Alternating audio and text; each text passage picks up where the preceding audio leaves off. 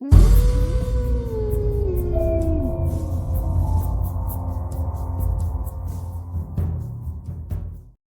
गांव चुपचाप सोया हुआ था। दिन भर की मेहनत के कामों से थक कर सोए हुए थे। गली के कुत्ते भी कोने पकड़कर सोए हुए थे। अचानक से कोई कुत्ता उठता है और इधर उधर संदेह भरी नजरों से देखकर वापस सो जाता है। उसी गांव से बाहर एक छोटी सी बस्ती पर कोई जाग रहा था। झोपड़ी जैसा छोटा सा घर था। वहां पे किसी का आना जाना नहीं था, इसलिए उसने वो जगह चुनी थी उस अघोरी काम को अंजाम देने के लिए। चारों तरफ सन्नाटा था, लेकिन रात के कीड़े अपनी आवाज निकालकर उनके होने का एहसास करा रहे थे। पूरा माहौल तनावपूर्ण लग रहा था। इसी माहौल में वो निकली थी। वो उस झोपड़ी में आई। घर वालों के सोने के बाद चुपचाप निकल आई थी एक खौफनाक काम की शुरुआत करने के लिए। उस झोपड़ी की दीवारें और जमीन गोबर से लिपी हुई थी। उसने साथ में लाई हुई मोमबत्ती जलाई।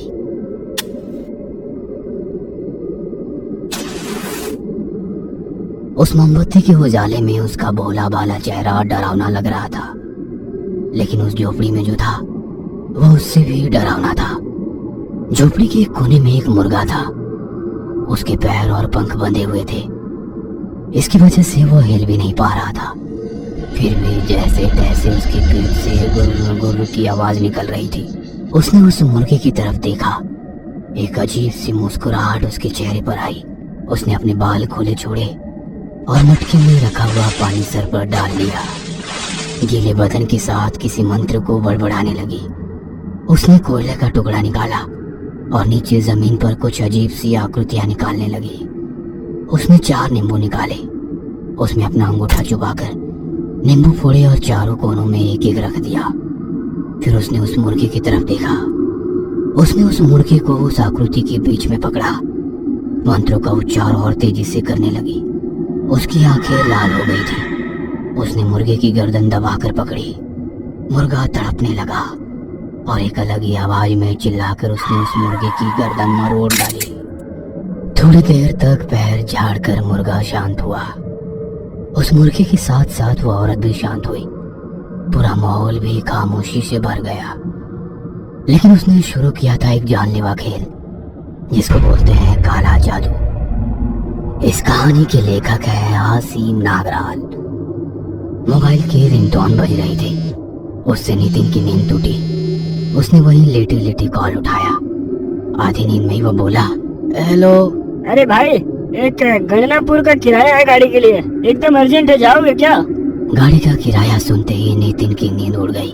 वह बोला, हाँ जाऊंगा ना, बताओ ना कहाँ आऊँ? तो फिर जल्दी से आ जाओ, हम यहाँ सांगली नाके के पास रुके हैं। उधर से आवाज आई, हाँ अभी चाय पीकर निकलता हूँ। हाँ, इतना कहकर नितिन ने फोन रख दिया। उसने घड़ी देखी तो रात के 3:30 बजे थे। नितिन एक 10वीं पास लड़का था।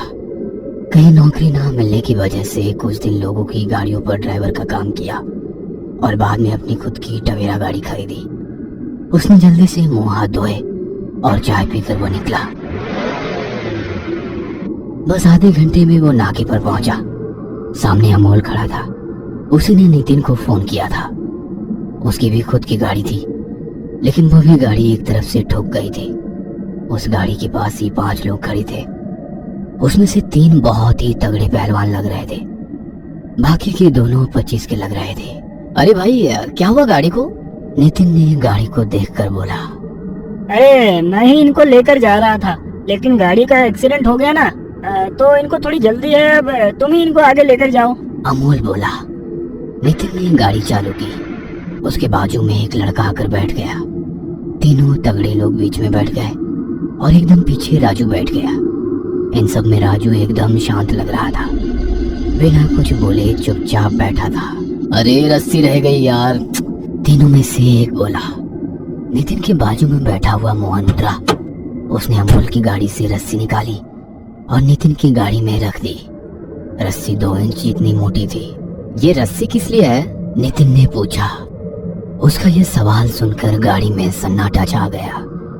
कुछ सोचते हुए मोहन बोला, जरूरत पड़ेगी रास्ते में, चलो जल्दी, देर हो रही है। नितिन को कुछ समझ में नहीं आया। वो चुपचाप गाड़ी चलाने लगा। सुबह होने लगी थी, आधे से ज्यादा रास्ता कट चुका था, लेकिन पता नहीं क्यों एक अजीब सी घुटन महसूस हो रही थी गाड़ी में। कोई कुछ बोल नहीं रहा था। हमेशा कोई ना कोई पीछे मुड़कर उस लड़के को देख रहा था। पीछे वो लड़का चुपचाप बैठा था। नितिन ही बार बार सवाल पूछ रहा था, जिसका उसे बहुत ही कम शब्दों में जवाब मिल रहा था। सारे सवालों के जवाब से नितिन बस इतना समझ पाया कि वे सब लोग पास ही के गांव के रहने वाले हैं। एकदम पीछे बैठा हुआ लड़का, जिसका नाम राजू था, उसकी तबीयत खराब थी और उसके इलाज के लिए ही वे लोग गरनापुर जा रहे थे। नितिन को अब भूख लग रही थी। भाई चलो थोड़ा नाश्ता कर ले, बहुत भूख लगी है, नितिन बोला। कुछ सोचते हुए एक आदमी बोला, ठीक है, किसी होटल पर रोक दो गाड़ी, हम रोटी लेकर आए हैं, हम गाड़ी में ही खा लेंगे, आप जाओ होटल से खाकर आओ। नितिन ने एक होटल पर गाड़ी रोक दी। यार बहुत ही अजीब लोग हैं, मन ही मन नितिन सोच रहा था। वापस आने तक सारे लोग वैसे ही गाड़ी में बैठे थे। पास आकर नितिन बोला, अच्छा मेरी रात भर ना नींद नहीं हुई है, अगर किसी को गाड़ी चलाना आता है तो थोड़ी देर चलाओ ना, मैं थोड़ा आराम कर लेता हूँ। इसके बाद मोहन गाड़ी चलाने के लिए तैयार हो गया। नितिन पीछे राजू के पास जाकर बैठने लगा तो मोहन बोला, अरे भाई यहीं बैठो मेरे पास। नहीं नहीं, मैं यही पीछे आराम से सो जाता हूँ, यहाँ बहुत जगह है। बाकी कोई कुछ बोले इससे पहले नितिन राजू के बाजू में जाके सो गया। सब लोग अजीब नजरों से नितिन को देखने लगे। अब मोहन गाड़ी चला रहा था। नितिन राजू के कंधे पर सर रखकर सो गया था। अचानक उसको कोई आवाज आने लगी। राजू के मुंह से एक अजीब सी आवाज निकल रही थी, गुर्र गुर्र। नितिन की नींद खुल गई और वो राजू की तरफ देखने लगा। अचानक राजू ने नितिन की ओर देखा। उसके ऐसे अचानक देखने से नितिन सिहर गया। तभी राजू की आंखों की काली पुतलियां ऊपर की तरफ घूम गए और उसकी आंखें पूरी तरह सफेद दिखने लगी। किसी मुर्गे की बांग की तरह वो चिल्लाया, कुकड़ों को। अपनी सफेद आंखें बड़ी करके वो चिल्लाने लगा, मुर्गा हूँ मैं, मुर्गा, कटा हुआ मुर्गा। उसको ऐसे चिल्लाते हुए देख नितिन डर कर गाड़ी की बीच वाली सीटों के ऊपर से उन तीनों लोगों के ऊपर आ गया। लेकिन उन तीनों लोगों को राजू के ऐसे व्यवहार की शायद आदत हो गई थी। गाड़ी को रोक, गाड़ी को रोक, उसमें से एक बोला। रस्सी लाओ, और कोई बोला।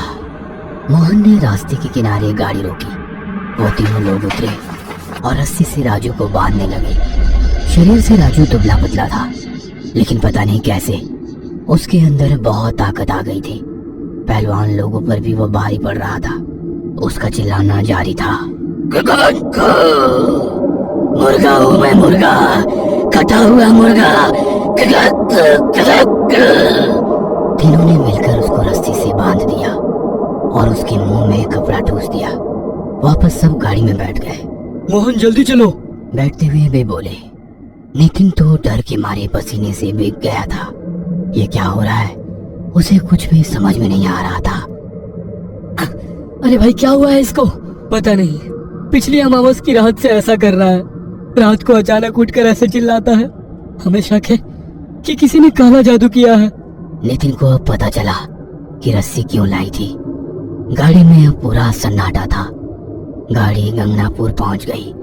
मंदिर के पास आते ही राजू शांत हो गया। उन्हें दोपहर की आरती के लिए रुकना था। नितिन ने देखा कि उस मंदिर के बाहर राजू के जैसे ही और भी लोग थे और उनके साथ उनके रिश्तेदार भी थे। दोपहर में आरती के लिए सब अंदर जाने लगे। मोहन नितिन को बोला, देखो आप मत आओ, आप यहीं गाड़ी में आराम करो। लेकिन उसने सोचा, अगर यहाँ तक आ ही गया हूँ तो क्यों ना भगवान की आरती में शामिल हो जाऊं। आरती शुरू हो गई। तालियों और घंटियों के साथ मंत्रों का उच्चारण होने लगा। वहाँ राजू जैसे आए हुए लोग जगह पर ही झूमने लगे। कुछ औरतें थी, कुछ लड़कियां थी। सब चिल्ला रही थी शायद दर्द से, क्योंकि भगवान के मंत्रोच्चार से उनके अंदर के भूत को तकलीफ हो रही थी। अचानक एक औरत बाल खुले छोड़कर नितिन की ओर भागती हुई आई। नितिन डर कर पीछे हट गया। वो औरत दौड़ते हुए मंदिर के आंगन में जो खंबे थे उसकी ओर भागी।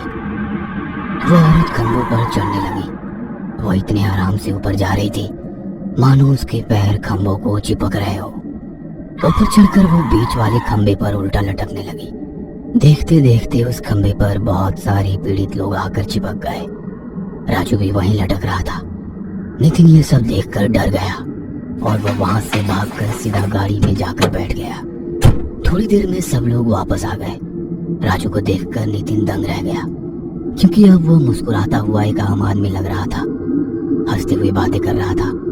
उसको देखकर यकीन ही नहीं हो रहा था कि यह वही राजू है जो कल रात चिल्ला रहा था। सब लोग अपने गांव वापस आ गए। ऐसा कहा जाता है कि जब किसी व्यक्ति पर काला जादू किया जाता है, तब उस व्यक्ति ने अगर उस पर इलाज करा लिया, तो जिसने काला जादू किया है उस पर ही इसका बुरा असर होने लगता है। ऐसा ही कुछ हुआ उस औरत के साथ जिसने मुर्गे की गर्दन मरोड़कर काला जादू किया था। अब उसको ही तकलीफ होने लगी थी। फिर उसने एक फैसला लिया। उसने और एक भयानक काला जादू किया, लेकिन इस बार राजू के साथ उसकी भी मौत निश्चित थी। कुछ दिनों बाद नितिन को मोहन दिखा। कुछ काम के लिए उसके गांव आया था। अरे भाई, कैसे हैं अभी राजू सेठ? नितिन ने पूछा। उसके इस सवाल से मोहन का चेहरा उतर गया। राजू तो गया।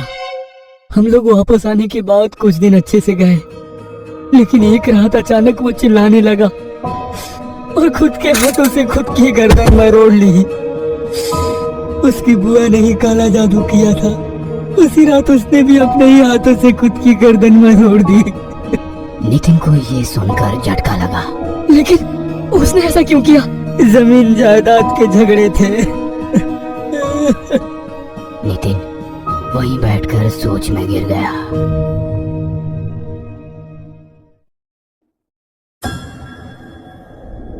ये कहानी आपको अच्छी लगी हो तो हमें सब्सक्राइब करें, हमारा इंस्टाग्राम और फेसबुक पेज जरूर फॉलो करें। अगर आपके पास ऐसी ही कोई कहानी हो तो हमें कमेंट बॉक्स में भेजें। हम कोशिश करेंगे कि अगली एनिमेटेड स्टोरी आपकी होगी।